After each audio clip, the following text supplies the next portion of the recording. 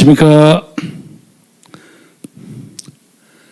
8천만 해외 동포, 북한 동포, 그리고 국민 여러분 안녕하십니까. 방금 여러분 전전에 이규택 의원 연설 들으셨죠? 제가 아주 친한 사람입니다. 제가 대학을 졸업하고 공군 소위로 임관이 돼서 정훈장교가 될 뻔했는데 그때 막 6.3 데모가 있어가지고 김중태라는 제 1년 후배가 그냥 전국을 막 휘잡는 데모를 하고 있었어요. 근데 제가 우연히 무슨 일이 돼서 대전에 와서 무슨 잡지 편집 일을 하다가 그쪽 사람들을 잠시 만나고 야 무슨 데모를 그 모양으로 하냐 이렇게 한 말이 어떻게 녹음이 돼가지고 제가 정훈장교에서 쫓겨나가지고 공군부대에서 가장 귀향지라는 경상북도 포항 토끼꼬리 레이더 사이트가 있는데 그 레이더 사이트로 제가 배속을 받았습니다. 가장 귀향지라고 합니다. 거기를 또 갔더니 상병이 한 사람이 있는데 고참 상병이에요. BX라고 그러죠, 여러분. 그 부대에서 그 물건 팔고 하는데 BX를 책임지는 왕초 상병이야. 떡 버티고 앉아있는 사람이 그 사람이 바로 이규택이었습니다. 그래서 초임 소위하고 이규택 상병하고 뭐 나이는 한두 살 차이고 뭐 같은 학교 다녔습니다만 아주 뭐 소인이 상병이니 가리지 않고 그 1년 동안 참 재미있게 전우회를 북돋우면서 잘 지내던 그런 기억이 새로운데 모처럼 어찌어찌 하여 오늘 우리 정광훈 목사님 초대로 이 자리에 와서 왕년의 그 관록을 표시해주는 연설을 하는 걸 밖에서 듣고 아주 감동했습니다. 앞으로 이규택 의원을 여러분 자주 보게 될 것입니다. 문재인 정부가 요새 하는 일을 가지고 일거수일투족 문제는 여러 사람들이 얘기하셨어요. 방금 우리 이규성 대표 얼마나 잘하십니까? 조목조목 얘기 다 해버렸어요. 제가 할 말이 없어요.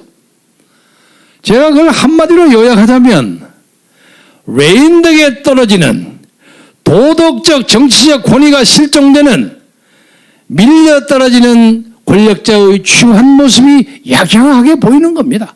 도초에서 빵꾸가 빵빵 터지는 거예요. 다 얘기할 수가 없을 지경이에요. 더불어민주당에 요새 하는 사람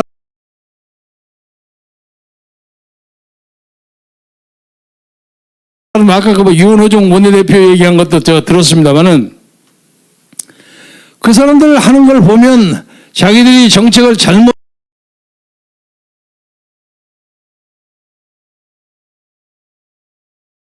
잘못했다는 것을 스스로 인정하지 않습니까? 부동산 잘못했다. 뭐 잘못했다. 자기들 뭐 열심히 해서 깎아준다. 온갖 생색을 다 내. 이것이 이 정권의 진면목입니다. 그런데 이제 우리가 특별한 일이 없는 한 내년 3월 9일에 우리가 우리의 헌정과 국가 체제를 제대로 본자리에 갖다 놓을 수 있는 절호의 역사적 chuyển身을 맞이했는데 그런데 이것이 우리가 가만히 앉아서 그냥 이불 속에서 떠들고 말만 한다고 되는 게 아니올시다. 미국에 그런 말이 있습니다. 암체어 리버럴이라는 말이 있습니다. 안락 의사에 딱 앉아서 나는 자유주의자인데 말이요. 뭐 국내 자유와 창의가 어쩌고 저쩌고 그놈 형편없이 나쁜 놈 이렇게 말만 해가지고 민주주의가 제대로 되는 게 아니었시다. 구라파에서 민주주의는 여러분이 잘 아시리라고 믿습니다만은 1215년에 마그나 칼타 이게 대헌정이라고 영국에서 최초로 왕으로부터 일반 시민이 권리를 빼앗는 권리 헌정이에요. 그 다음에 1688년에 글로리오스 레볼루션이라고 해서 명예혁명이라고 해서 왕으로부터 권력을 덮었어요. 시민들이, 부르주아 시민들이. 그리고 1789년에 프랑스 대혁명. 프랑스 대혁명도 처음은 아주 사소한 것 때문에 벌어졌습니다만 혁명이 벌어지고 난 다음에 그냥 중구난방식으로 난리 법석을 들었어요. 여러분 아시죠? 자코방당이라는 당을 만들어서 그냥 반혁명 문제라고 무조건 잘라버리고 죽이고 했던 로베스피에르라는 사람이 있어요. 그 사람은 그렇게 난리치다가 자기가 그 법원에서 또 자기도 처형됐어요. 공산주의자일까지는 아닙니다만은 자기의 주의 주장을 너무 일방적으로 주장하다 보면 그렇게 강경파화돼가지고 국민으로부터 소외를 받습니다. 그래서 이 많은 그 과정을 통해서 우리가 민주주의는 피를 먹고 자란다 하는 말이 생겼습니다. 그런데 과연 존경하는 국민 여러분, 우리는 대한민국의 자유민주주의를 위해서 과연 얼마나 피 아니면 최소한 얼마만큼의 땀을 흘렸습니까? 아까도 어느 분이 말씀하셨습니다마는 6.25 때 14만 몇천 명의 한국군이 죽었고 4만 몇천 명의 미국군이 죽어서 20만 명의 연합군의 군대가 목숨을 잃었고 그 주변에 수많은 우리의 동포가 무지무지하게 당했습니다. 북한 내 동포들도 주민들도 많이 당했습니다. 이 비극을 누가 만든 겁니까? 김일성이가 만든 거예요. 그런데 그 김일성이가 황정혜이라는 사람을 시켜서 만들었다는 주체사상, 이것을 따르고 대한민국의 젊은 것들이 뭣도 모르고 쫓아내면서 주체사상을 누구 하나가 있어요. 참 기가 막힐 일입니다. 그래서 이번에 우리가 참 인고의 시간을 지나서 이번 4월 7일 날 간신히 서울과 부산의 시장 자리를 확보했습니다. 이제 목표는 내년 3월 9일입니다. 9일이죠? 7일인가? 9일. 그런데 이것이요, 우리나라 헌정을 회복하는 것이냐? 그렇습니다. 그런데 헌정을 회복하는 것뿐만 아니라 우리나라의 체제를 보호하는 것입니다. 헌정과 체제는 다릅니다. 그래서 이번 문제와 관계해서 요새 대통령 후보로 많이 떠오르고 있는 윤석열 전 검찰총장에 대해서 한마디 충고하겠습니다. 인기는 상당히 높아요. 그러나 윤석열 저 총장이 지금 넘어야 할 고비가 많아요. 저도 최근에 그와 그에게 관계가 가까이 있다는 사람하고 밥도 먹으면서 얘기도 좀 해본 적이 있어요. 고비가 많아요. 그 고비는 제가 설명은 다 안 하겠습니다만은 다만 제가 얘기하고 싶어 하는 제목은 그는 박근혜 대통령을 30년 구형을 한 팀의 중요한 사람의 하나였습니다. 여러분 쭉 보세요. 당시에 박근혜 피고인이 어떤 죄를 지었는지도 확인도 되기 전에 대한민국 국회는 그를 탄핵했습니다. 그리고 그것이 헌법재판소로 와서 이정민가 하는 여자가 헌법재판이 와서 대통령 박근혜를 파면한다. 이래서 끝냈어요. 근데 뭐 때문에 벌어졌냐? 태블릿 PC에 벌어진 JTBC에 나오는 그 여러 가지 한 10대까지 제목, 요거 때문에 당했어요. 저 같은 사람도 당시에 충격을 많이 받았습니다. 아니, 박 대통령이 이런 짓거리까지 해서? 야, 이거 너무했네. 제가 그렇게 생각했으니, 심지어 여러분들은 말해 못합니까? 그러나 그 후에 그 모든 혐의가 전혀 엉터리라는 것을 변희재 동지가 증명했습니다. 대한민국에서 JTBC에서 나온 태블릿 PC의 그 음모, 정치적 음모를 가장 아주 단호하게 1년 이상의 감옥선을 지내면서까지 몸소 싸워서 그걸 깬 사람이 변희재입니다. 그런데 그것도 있기도 전에 나중에 이제 재판을 건다고 하는 재판을 보면 뭡니까? 정유라한테 말 좀 사주라 하는 얘기한 건 지금 유일한 거예요. 이게 간접적 죄물, 경제적 공동체, 오늘 하는 말을 맺는 게 특검, 그리고 윤석열입니다. 저는 윤석열 전 총장이 잘 되기를 진심으로 바랍니다. 그래서 빨리 시간이 늦기 전에 박근혜 대통령의 검사, 수색, 수사, 그리고 구형, 이 등등에 대한 비하인드 스토리를 국민 앞에 밝히셔야 합니다. 오늘날 박근혜는 피고인 박근혜는 1450일 동안 감옥서에 있습니다. 오늘까지. 누가 박근혜를 1450일 동안 감옥서에 넣을 자격이 있는 사람입니까? 탄핵은 누가 했습니까? 탄핵은 당시에 문재인의 앞잡이를 했던 박지원과 이쪽에서 내응한 김무성이가 둘이가 짜가지고 50명인가 짜 돌려가지고 탄핵시킨 겁니다. 그래 지금 국민의힘에서 따지고 어쩌고 저쩌고 하고 있는 거, 그중에서 이상한 말 하는 거, 뭐 박근혜 사면해야 합니다고 주장했던 놈들도 당시에 다 박근혜 탄핵에 투표 던진 사람입니다. 이런 문제에 대한 국민적 사과와 반성이 없는 한 야당이 내년 3월 9일 정권을 되찾을 수 있는 것이 상당히 어려워진다고 봅니다. 따라서 이 탄핵 문제에 대해서 탄핵을 지지하고 안 하고 간에 탄핵이 옳다고 생각했던 그러다고 생각했던 간에 탄핵 과정에서 벌어지는 일체의 문제를 우선 윤석열은 공개하십시오. 그리고 또 하나는 나는 윤석열 전 총장이 나는 개인적으로 개인에게 충성하지 않고 국가에 충성한다. 근사한 말이에요. 아주 말 못있는 말이에요. 그런데 그가 얘기하는 국가가 무엇이냐 이거야. 이것이 단순한 헌정만이 아닙니다. 헌정이라는 아무리 가도 적당히 가고 내각 책임질 하고 만들어도 그것이 헌정이에요. 그러나 지금의 우리는 그런 헌정을 따질 때가 아니라 이 국가 자체를 들어갔다 엎어버리려고 하는 주사파의 반사회적 반체제적 음모를 우리가 규탄하고 중단시켜야 하는 것입니다. 따라서 윤석열이라는 사람이 만약에 대한민국의 대통령으로서의 국민의 선택을 받으려면 나는 이 체제를 지키기 위해서 내 목숨을 내걸겠다 하는 선언이 있어야 합니다. 충고하는 뜻에서 말씀드립니다.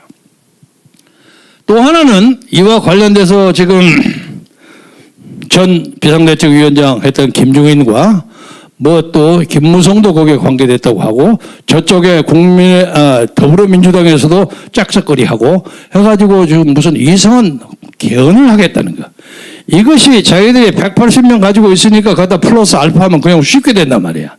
그러니까 죽기 살기로 그냥 국회에서 때려놓고 나중에 국민투표는 그냥 부정선거를 하든 말로 해서 적당히 만들어가지고 이것을 내각 책임지로 바꾸려고. 아까 아마 박찬종 의원이 말씀하셨죠. 하는 음모가 진행되고 있습니다. 이것을 정광훈 목사는 나라에 내란이 일어났다 하는 걸로 표현했습니다. 이런 음모를 윤석열이나 뭐 안철수나 누구든 간에 이 나라 대통령을 해보겠다고 나서는 사람은 이런 음모에 대해서 과감하게 반대 의사를 얘기를 해야만 이 사람이 정권을 잡으면 이렇게 하겠구나 하고 우리가 예상할 수 있는 거 아닙니까? 그냥 막연하게 이 사람 저 사람 왜 해갖고 인터뷰하고 어쩌고 인기 뭐 20% 30% 하루아침에 15% 떨어지고 그건 믿을 게 아닙니다.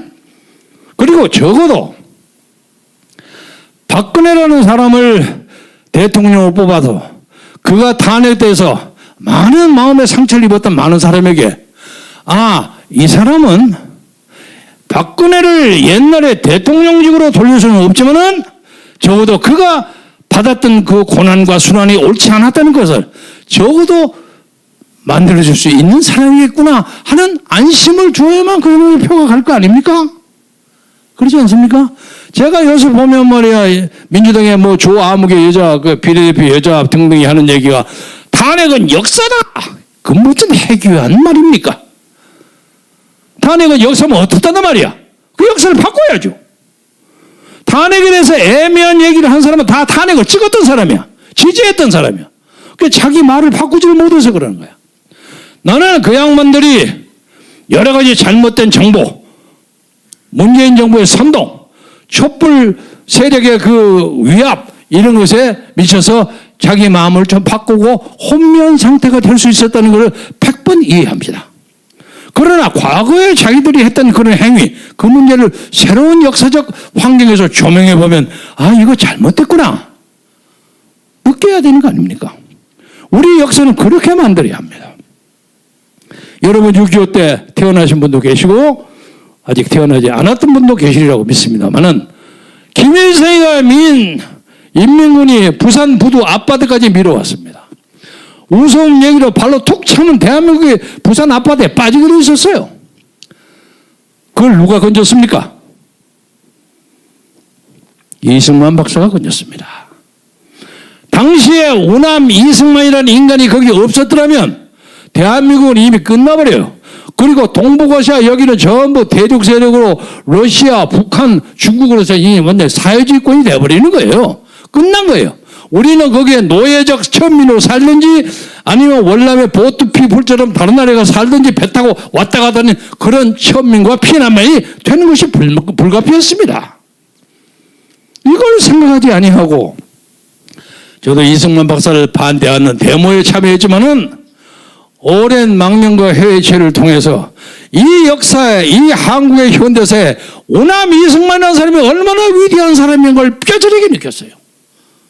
저도 엊그제 어디에서 그 말씀 드렸습니다마는 4월 26일 날 국민의 뜻이라면 내가 물러나가겠다. 당시 경무대, 오늘의 청와대에서 싹 나가는데 제가 쳐다봤어요. 저는 가능하면 역사의 현장을 꼭 가서 보려고 하는 그런 버릇이 있어요. 보는데 욕하는 사람이 한두 명이 있다면 90몇 명이 저보고 울어요. 그 참 이상하네. 아니 저 양반들 왜 이승만을 가는데 저를 울어? 근데 그걸 이해했어요. 이승만이라는 양반이 대한민국 국민의 얼마만큼의 무게로 차지하고 있었다는 거. 그 양반은 부정선거를 할 필요가 없는 사람이야. 단일 후보요. 밑에 있는 이익이 부인이 듣는 사람 때문에 그런 사태가 벌어졌어. 돌아가신 이기문과 그 가족을 내가 비난할 생각은 아니지만 그들은 그들의 잘못을 스스로 그 이강석이라는 아들의 결단에 의해서 자기 스스로 정리하고 국민과 역사 앞에 사죄하고 물러갔습니다. 그래서 오늘의 대한민국이 생긴 겁니다. 유지된 겁니다.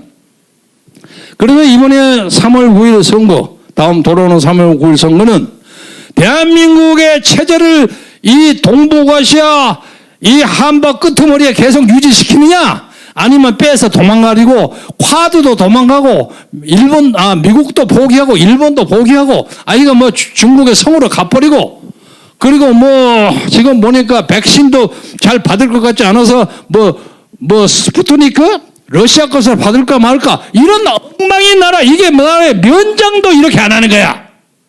면장도 이랬으면 뭐가지 끌어 쫓아내야 하는 거야. 그런데 청와대에 앉아가지고 아무 소리 하고 남 얘기하듯이 앉아있고 웃기고 자빠졌어요. 정말 심할 말 하고 싶지 않습니다만은 엊그제 웬토스 미국의 청문회 여러분 보셨죠? 거기에서 이인호 박사 하는 연설을 여러분 좀 찾아보세요. 얼마나 심각하고 뼈아프게 연설을 했는지. 대한민국은 지금 전 세계 자유주의 국가로부터 조롱의 대상이 되어 있습니다. 이 조롱의 대상은 내년 3월 5일 우리가 선거를 이김으로써 극적으로 전환시켜야 합니다. 물론 이것의 선거 부정 문제 등등의 문제를 나중에 따져야 할 문제입니다만은 지금은 당장 대통령을 하겠다는 사람, 다음에 권력을 주겠다는 정당, 이런 사람들이 국민과 역사 앞에 내가 무엇을 해야 하는 걸 심각하게 생각해 주시기 바랍니다. 이거는 헌정의 유지가 아니에요. 체제를 보호하는 거예요. 체제와 싸움에 자신이 없는 사람 아예 대통령 운운하지 말라 말이야. 그 할 사람 많이 있어요. 이것을 진심으로 여러분에게 얘기하면서 대망을 가진 사람들이 큰 뜻을 많이 펴서 대한민국이 광명대로의 역사를 다 같이 끌어갈 수 있기를 진심으로 바라면서 여러분의 발본과 정진, 용맹 정진을 기대하여 마지 않겠습니다. 경청해 주셔서 대단히 감사합니다.